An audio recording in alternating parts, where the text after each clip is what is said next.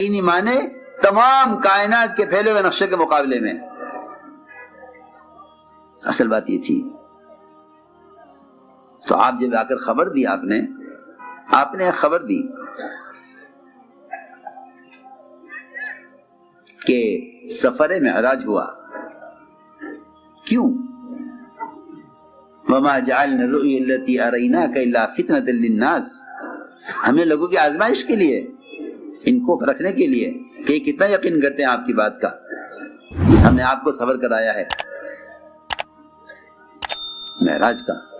1 مہینے کا سفر زمین کا بیت المقدس تک، اور وہاں سے لامحدود سفر آسمانوں کا، اور یہ رات کے کسی حصے میں ہو گیا. جی ہاں. اب سائنس والے یہ زمین ناپیں کہ یہاں سے وہاں تک کتنا ٹائم لگے گا، وہاں سے وہاں کتنا ٹائم لگے گا، کہ یہاں سے وہاں تک کتنا ٹائم لگے گا، یہاں سے وہاں کتنا ٹائم لگے گا. جی ہاں. یہ نہیں، یہ نہیں.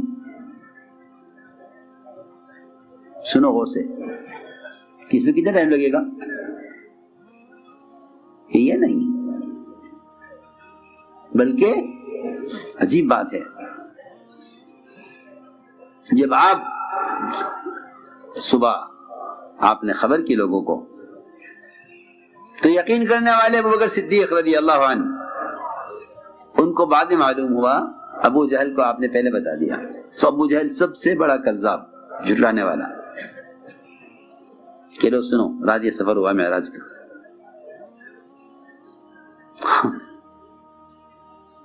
کہ دیکھیں یہ کیا، خبر کرو.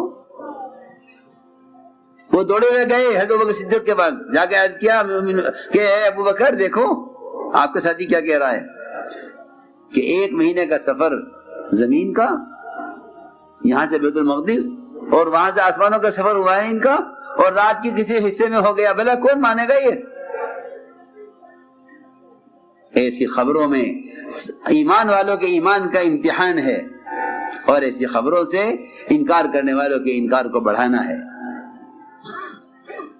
ایمان والوں کے لیے لیزدادوا ایمانا مع ایمانہم، ان کے ایمان کا امتحان بھی ہے، ان کے ایمان کو بڑھانا بھی ہے ان خبروں سے. جی ہاں، تاکہ وہ کفر میں آگے بڑھیں، یہ ایمان میں آگے بڑھیں. اس لیے ایمان بالغیب کے لیے غیب کی چیزوں کے تذکرے کرنا مستقل کام ہے. غیب کے تذکرے کرو. اگر غیب کے تذکرے نہیں کرو گے تو تم رفتہ رفتہ کائنات کے نظام کو کائنات سے جوڑ بیٹھو گے. کہ نبی کی تعلیمات تو گئی ان کے زمانے کے ساتھ، اب کائنات کا نظام کائنات سے چلے. یہی وجہ ہے کہ لوگوں نے سائنس کے نظام اور علم کو اللہ کا ضابطہ قرار دے دیا ہے، اور کائنات کے جہل کو علم سمجھ لیا ہے، اور یہ سمجھ بیٹھے ہیں کہ اب جو نظام چل رہا ہے وہ نظام اسی طرح چلے گا. ایسا نہیں ہے. اس لیے کہا کہ ایمان بالغیب کے واقعات اور غیب کی خبریں سنتے رہا کرو، غیب کی خبریں سنتے رہا کرو، تاکہ تمہارا یقین کائنات کے نقشے میں الجھ کر نہ رہ جاوے. اللہ جزائے خیر دے. علامہ اقبال رحمۃ اللہ علیہ کو 2 لفظوں میں بتلا گئے کہ دونوں کے درمیان فرق کیا ہے. جی ہاں، دونوں کے درمیان فرق کیا ہے، ماننے والے نہ ماننے والوں کے درمیان کیا فرق ہے. فرمایا کہ نہ ماننے والوں کی مثال،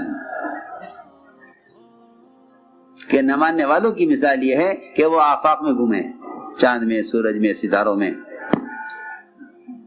جی ہاں، وہ اس میں گم ہیں کائنات کے نقشوں میں. انہیں یہ نظر آتا ہے کہ زمین سے غلہ مل رہا ہے، اس لیے وہ خود بھی زمین کا شکریہ ادا کرتے ہیں، اور ہم سے بھی کہتے ہیں کہ تم بھی ہمارے ساتھ زمین کا شکریہ ادا کرو.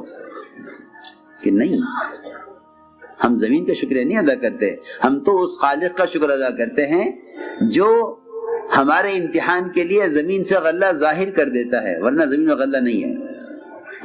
زمین قدرت سے بنی ہے، زمین میں قدرت نہیں ہے. ہم تو کہیں زمین میں قدرت نہیں ہے، وہ کہتے ہیں کہ قدرت ہی زمین ہے.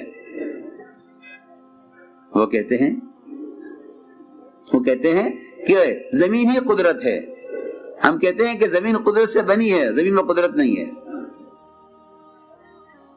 ان کو زمین کو کی قدرت نے، زمین کے غلہ دینے نے ان کو اس پر آمادہ کر دیا کہ تم زمین کا شکر ادا کرو۔ یہی اصل سارا جھگڑا اسی کا ہے، سارا جھگڑا اسی کا ہے کہ جس شکل سے ہوتا ہوا نظر آئے تم اس شکل کو تسلیم کرو۔ حضور اکرم صلی اللہ علیہ وسلم نے اپنے صحابہ کے یقین کو اس سے ہٹایا،